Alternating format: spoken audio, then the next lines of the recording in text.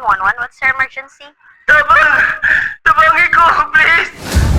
Sir, calm down. Can you please tell us your location? Please! Ayoko ba na? Sir, officers are on. Aluhay ka! Saan mo yung location?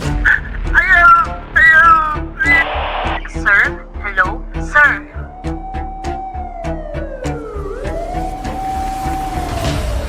A brutal crime occurred last week, October 6, 2025, when a 21-year-old man identified to be Jace Magbanua was found dead inside an abandoned unfinished building. It was like a plot twist that we never expected. Around 10:30 p.m., a frantic 911 call was received, the victim's voice filled with panic before the line suddenly cut off. Butan, wala daw ang kuya. Wala di ko ga-expect nga. Nitabutan niya wala mo na siya kaaway. Na-retrieve na mo ang cellphone sa victim. Dito na mo nakita na minutes before siya ipatay. Ikaw ang iyang last chatan. Police responded immediately, but upon arrival, the man was already lifeless, bearing multiple stab wounds. Aman ka itong time nga same night ipatay si Jace. Investigators found signs of a struggle and are now investigating to identify the suspect. Who knows? The truth might have been darker than anyone could have imagined.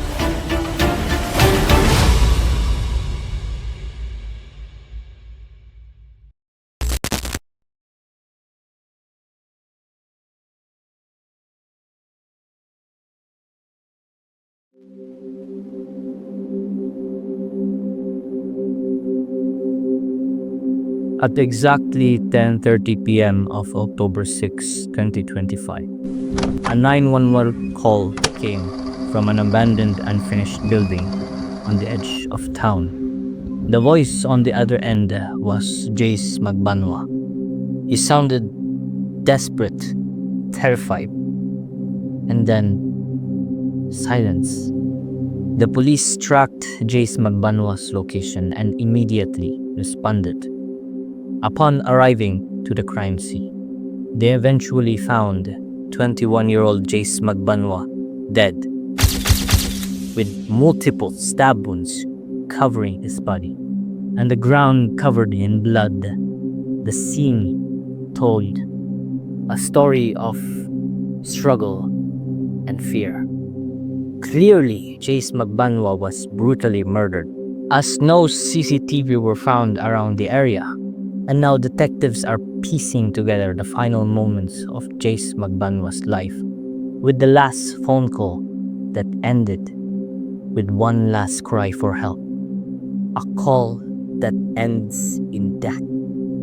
Kinsa man jud ang iyang gidaganat ug unsa man jud ang iyang tinuod nga nahitabo sulod sa abandoned na building. The police are investigating and are working hard to find the truth of what really happened. Because who knows, the truth might have been darker than anyone could have imagined. But as of now, we've brought a person for questioning related and involved sa atong kaso, a person close kayo sa victim. And Detective Carter Albarico handling on the case has interrogated the person nga maong last contact sa victim before siya gipatay. And that's when the investigation begins to uncover what really happened to Jace Magbanua.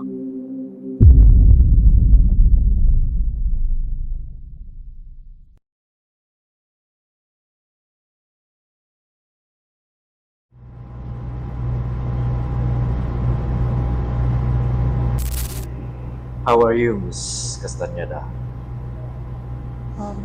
Okay ra sir. Trying to be strong despite sa mga nakitabo. I'm sorry for what happened to your friend, Miss Castañeda. Unexpected kayong panghitabo. Ganahan ko din makabalungan nung hitabo to, so I'm asking for your full cooperation para at least matabangan niyo siya mapangita justisya. Is that okay, Miss Castañeda? Yes, detective. So, among na-imbestiga, nabawaan na mo nga close mo sa biktima nga si Jace, right? Yes, in fact, mag-best friend niya since first year college. Okay. So, does this mean you really know him well since mag-best friend mo din mo sa una pa? Yes, detective. Okay, now, can you please tell me more about how you two became friends? Jace was a nice guy. Siya ang pinakauna nga ning approach sa ako atong first day of school. Kaya din ako ato, wala ko'y makaila kay lagi transferi man ko. But then, ni-approach sa ako Then, ila-ila din. Dito na din nag-start ang mga friendship. So, nag-click then after that. You can say that yes, it took week man po na mag-close jud me. And wala sa nako ga-expect nga mag-grow po ang mga friendship. Even though pas-pas po kaya mga napanghita po, wala dyan po mag-regret nga nag-ailan ng duwa. Wala ba mo like friend aside sa inyong duha? Naaman, pero di jud makaingon ka ng friend na everything mo makuyog. Dahil jud ang amuan ni Jace. Sige, may bonding, maglagi sa kasa. Permente sa may mag-uban sa school. We always stick together, Joe. Okay, I see. Close to kayo mo. I always treat him as a brother. Whenever separated. Not until now. Cleo claimed that she was close to the victim, even mentioning that they were very close friends. And based sa statements ni Cleo alone, we can assume that they may have argued before or nagkaproblema sila. And we wanted her to remember anything that happened prior to the incident. But how true was their bond? We delved deeper into the victim's past friends and relatives. I'm Zyder. I'm Jace's younger brother. This was a kind of person na very loving kayo. Even though nga wala namong parents, sarag yapon ng gatiman sa ako Grabe juga naman yung kamot akong kuya. Mangita na lang gina siya mga laylay nga part-time job aron lang makain kami. Yan na po nang di pagsabay ang pagtrabaho o pag-eskwela. Labi lalay mga nana. Butan na daw ang kuya. Wala di ko ga-expect nga. May tabutin niya wala mo to na siya kaaway. Grabe sakit juga din. So ako gusto juga sa dawaton. Pagulong po dun ko nga best friend to niya si Ate Cleo. Di po ko mo to ay nga mabuhat to ni Ate Cleo niya. I'm Magbanua Grace. I am one of Jace and Cleo's classmates. Dili ko makaingon nga best friend ang turing nila sa ako ray. More like classmate friend. Nga dali ra madulan. Makaingon jud ko nga solid ang friendship nila. Kay permi silang gaugan.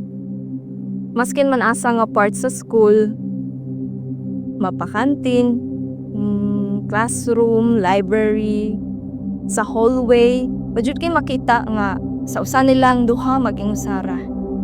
That's how strong their bond is. Gani sometimes nga maalaan sila nga uyab.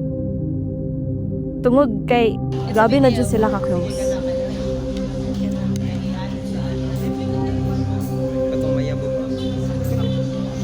But there's this one time nga nag-away sila. It's not that deep, pero na-feel jud na ko nga na misunderstanding and hitabo. I think it happened 3 weeks ago. It was September 24. It was early in the morning nga nakita na ko silang duha sa classroom. Wala ko nakadungog kayo sa ilahang giistoryahan pero feel na ko nag-away sila tungod sa usa ka tawo.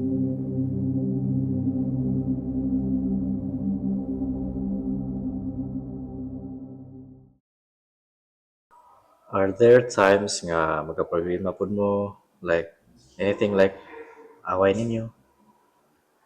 Oo. I think normal ramang gulo na sa mga mag-best friends. Unsa po usually inyong awayan? Like, personal matters, mga issues? Dili. Wala man may away nga lala kayo. If there was a problem, istoryahan dayon namo aron amo dayong masolve. I need to be straightforward to you, Miss Castañeda. Na-retrieve na mo ang cellphone sa victim. So, dito na mo nakita, minutes before siya ipatay, ikaw ang iyang last kichatan. Pwede ba rin mo siya ma-explain?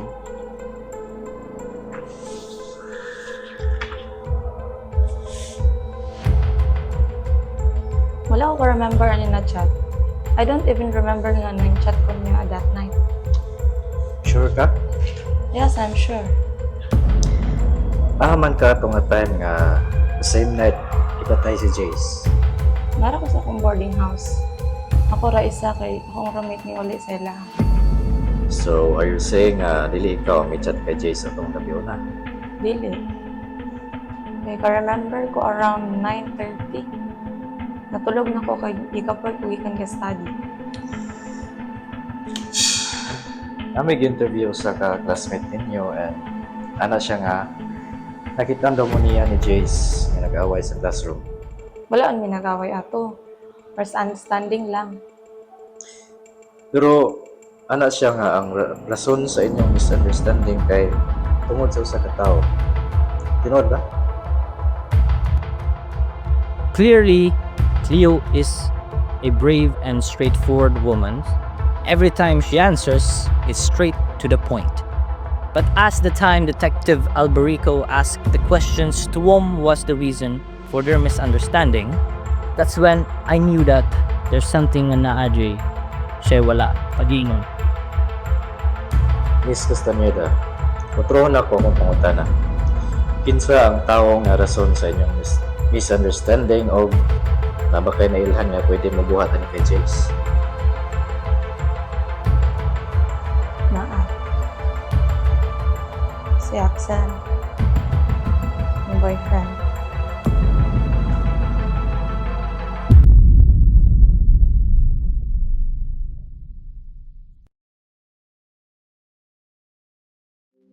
Cleo mentioned a person we did not expect to be involved in this investigation. We didn't know she had a boyfriend. At first, nagwonder me nganong karon pa niya gingon ni Cleo. Ana siya that maybe his boyfriend has something to do with Jace. And so, we continued to interrogate Cleo and everything just made sense. It was like a puzzle slowly coming together. Or is it? Axel, imuhang uyab? Yes. Axel Monares. But he's my ex-boyfriend now. And he might be the one nga nag-chat ni Jace using my Facebook account atong gabi una. So, maka-access siya sa imong account anytime. Same may nag-share og account. And dito na din siya nagka-start og paranoid. Paranoid? Ano man? Axel, sa type of pagay nga, seloso kayo. Maski nalang ko kay istorya nga lain laki. Even though friends or classmate ra, niya dahil yung selosan. I see. Pila po mo ka years aning Axel? I think nag-uyag mi way back 2020. At first, hindi pa kaya mga relationship. Mag-date ng ibisan asa. And he always treats me good. Dahil siya po sige nag-gasto every time na manggawas me.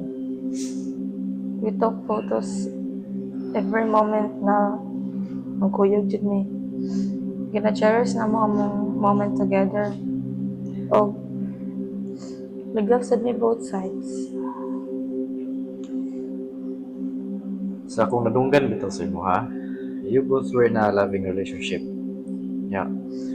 Nganong nakaingon man kang siya ang gabuhat ato kay Jace?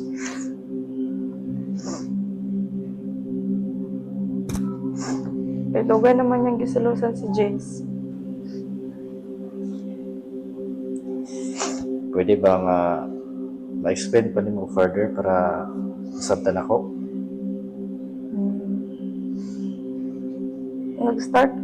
Nag-start siya atong nag-LDR ning duha. Nag-transfer man ko laing school, which is katong school na ko karon. At first, dili man gito siya masubot na mo-transfer ko. Pero wala man ko choice kay Kabali na naman ko sa akong parents. Mauto. Nagsabot mi duha nga magkunta kay gyapon balag. Dili na kayo may magkita. Dito na dahil nag-start ang tanan.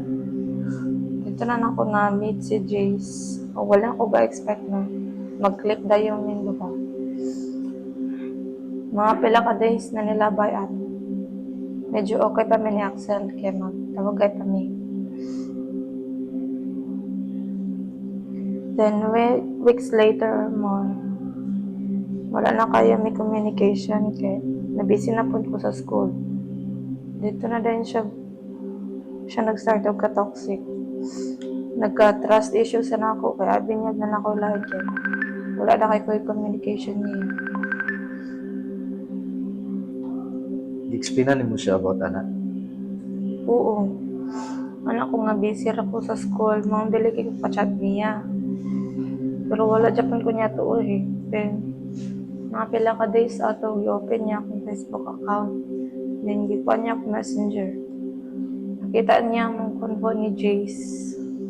Mga pictures. During anong time ng mga laag ng duwa. Pero wala man jud ka kay feelings kay Jace. Or even si Jace, wala siya feelings nimo. Never. Jace is gay. And we're just best friends. People might think na uyab ng duha kay grabe jud kay close. Nya. Kabalo si Axel ana. Oo, kabalo siya. Kapila na ako gi-explain niya. Pero wala siya may undang siya pagka-toxic.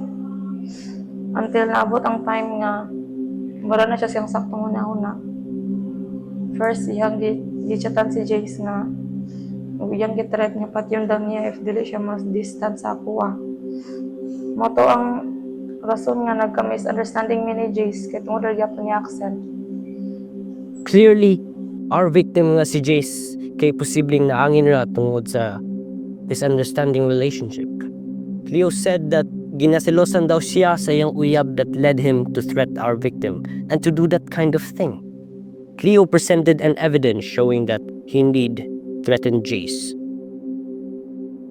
This kind of evidence can be used against Axel. Since gipresent man to ni Cleo nga evidence, then we might as well found our suspect.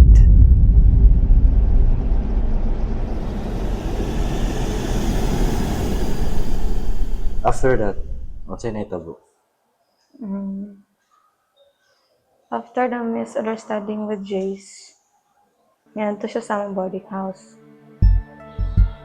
And I didn't expect nga ato nga moment dito ko niya hadlok mo nagmaayo. Pero before siya may ato sa boarding house na ako, nakibulag na ako niya kay drain na jud kay ko og grabe na sad kay ka-toxic ang mga relationship. Then mautoning adto siya sa boarding house na ako og namugos nga dili ko makibulag niya. Iya pa kung hadlo ko niya mapakamatay dahil siya if dili may magbalik. There were times na magdala-dala sa na siya kutsilyo kay yung laslason niyang kamot.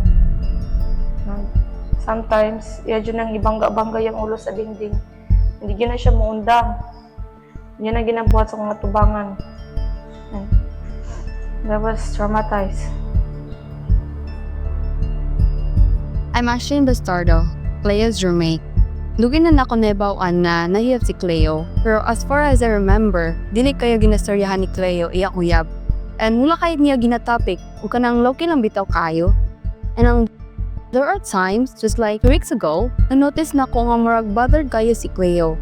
Kana bitaw murag perminti na ay ginaproblema or gihunahon na 24/7. And mao to, concern man ko, so I asked her kung okay ra ba siya or unsay ang problema. That's when she broke out. Dito niya gingon sa kuha nga, nakibulag daw siya sa iyang uyab, tungod kay dili niya kaya ang ka-toxic. Dayon, di-comfort na ko siya all night, hangtod sa ma-okay na siya. Dayon, after that, mulakawan ang tako kay madto ko sa boarding house sa akong classmate. Pero before ko mihawa, natagbuan ako iyang uyab gawa sa gate. I'm sure nga siya jud to kay na-remember na ko na iyang nawong. Kaya nagpakita man og picture si Cleo sa kuha. Even though wala ko nakitaan siyang uyab, pero sure jud ko nga siya to. Napuit times na makitaan ako silang duha every time mo lagi ang uyab sa among boarding house. Pag-away dyan na sila perminti. Dayon, usa ka tao na dyan na always ilang awayan. Si Jace. Our lead suspect, Axel Bonares, showed signs of possessive behavior and toxic attachment. It is when someone treats their own partner as if they own them, and an unhealthy emotional dependency or obsession in a relationship. Now this sums it all up. Axel might have been jealous kung unsa ang klase sa band nga naa ni Cleo ug ni Jace. Maybe he also wants the same treatment from Cleo, but then Cleo cannot give the same treatment to him. That's why he felt extremely jealous, and maybe nasuko siya tama ni Jace. Mao to ni gi-open niyang Facebook account ni Cleo. Message Jace nga magkita sila sa abandoned building using Cleo's account. Then mao to na dayon to ang iyang gibuhat.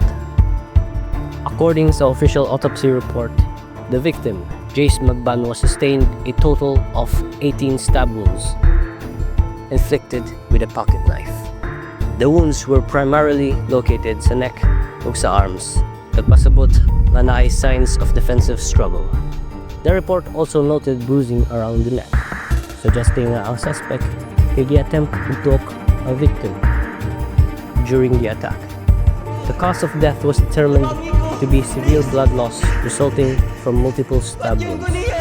In conclusion, the manner of death is classified as homicide.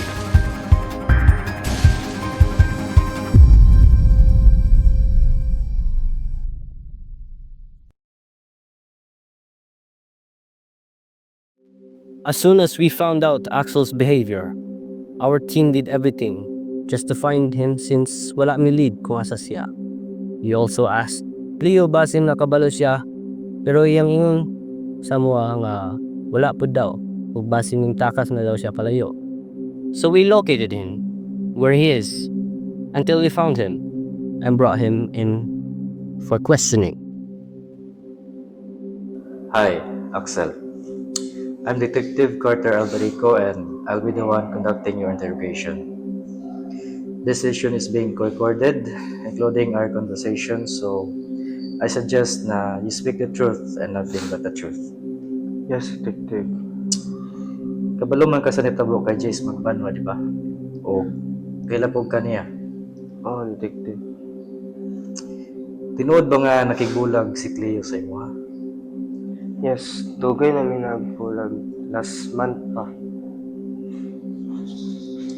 As I interrogated Cleo, she mentioned na nagsilos ka sa iyong best friend nga si Jace kay kuno lahi iyang treatment sa iyong obsessed daw ka and he showed signs of possessive behavior o gihadlok nimo silang duha. Is that true? I admit this, detective. Nagsilos ko ni Jace tungod kay wala niya gihatag ang time sa iyang best friend sa ako. Mas gitagan pa niya time ang iyang best friend kaysa sa ako nga uyab. So, mao tong gichatan nimo si Jace o gi-threat nimo siya nga kung di siya mo distansya kay Cleo, na kay buhaton nga di maayo sa iya, ha? Pero wala man ako to seryoso. Ako raman to siya gihadlok kay basta balik kami sa kung sa amin duha. Sukad mo ko na tong meet niya si Jace. Yung distance na siya sa kuha. Then, giadto nimo si Cleo sa ilang boarding house o gihadlok nimo siya og taman. Tama? Yes, pero kasar man to, sukad na to. Wala na dahil ko niya gasamok-samok. Atong gabi nga gipatay si Jace, ama ka atong mga panahon na.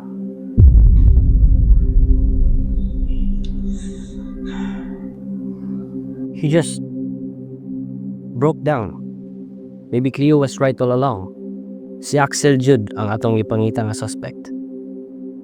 Axel, kabalo kong lisod kay ni para sa imuha pero nami dire para mutabang nimo. Please, ingon kung unsay tinuod.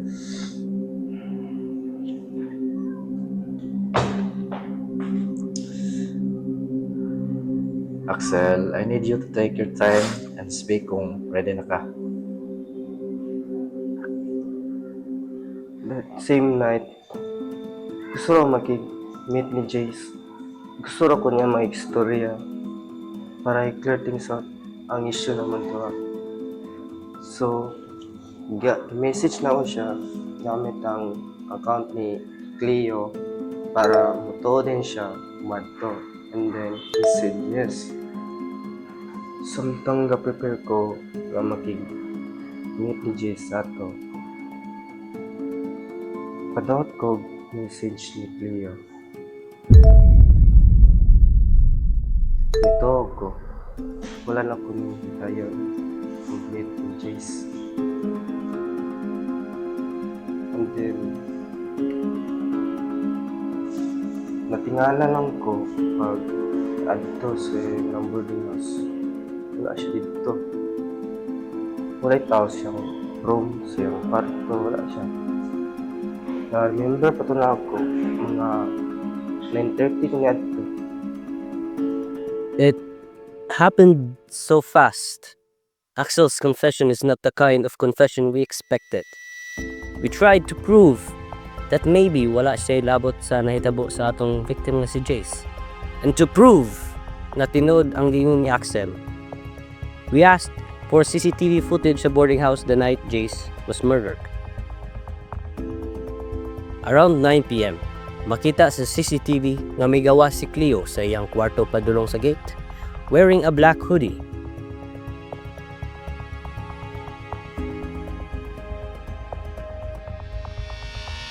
Then around 9:30 p.m. makita dayon sa CCTV panabot si Axel sa boarding house.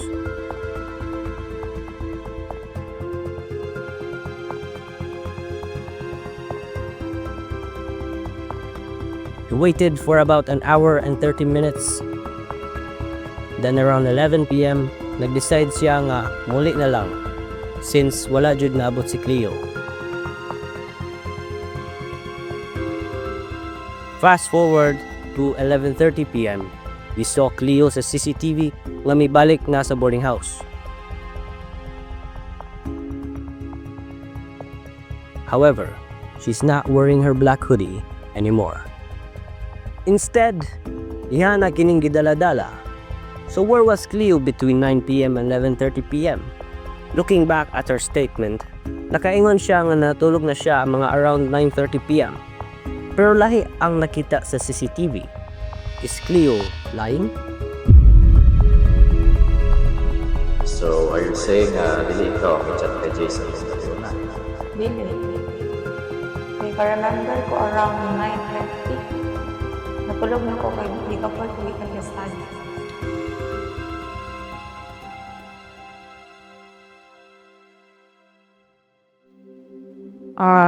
Ako di ay si Glinda. Ako may amo sa among boarding house.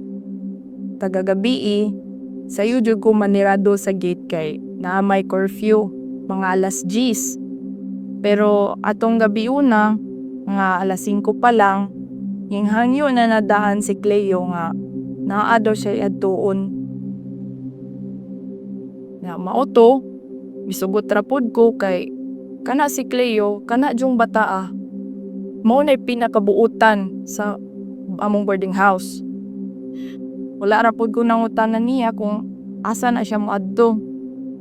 Dayon, mga alas 11 kapin sa gabi, ko na siyang nabantaya takauli o misulod siyang kwarto.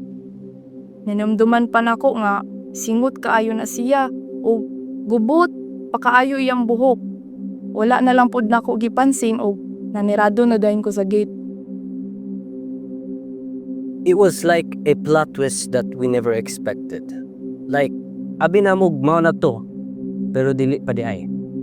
Everyone thought that Axel was the person nga among gipangita. But we were wrong. The person that we were looking for all along was Cleo.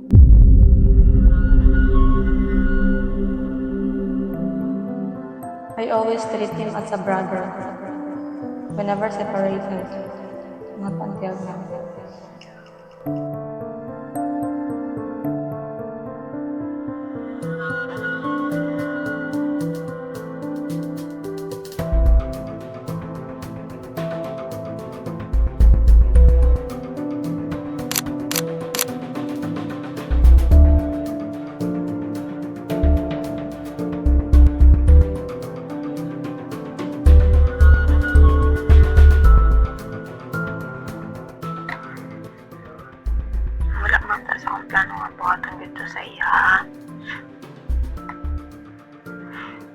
pero katong time na before pa ni nagka-issue.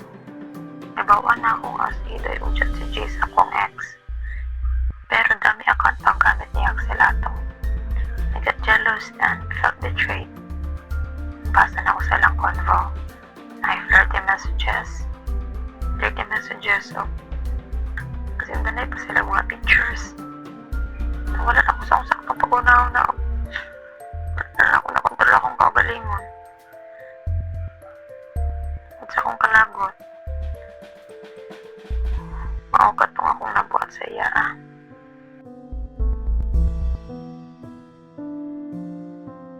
After piecing together every clue, the investigation led us to one undeniable conclusion. Cleo Castaneda acted alone in the murder of Jace Magbanua.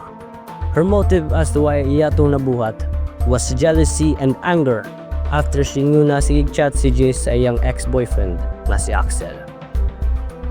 Overcome by anger and jealousy, she planned on killing our victim. And with the evidence that we saw, as well as her confession, and the court's ruling, justice was finally served. The case of Jace Magbanua's murder is now officially solved and closed.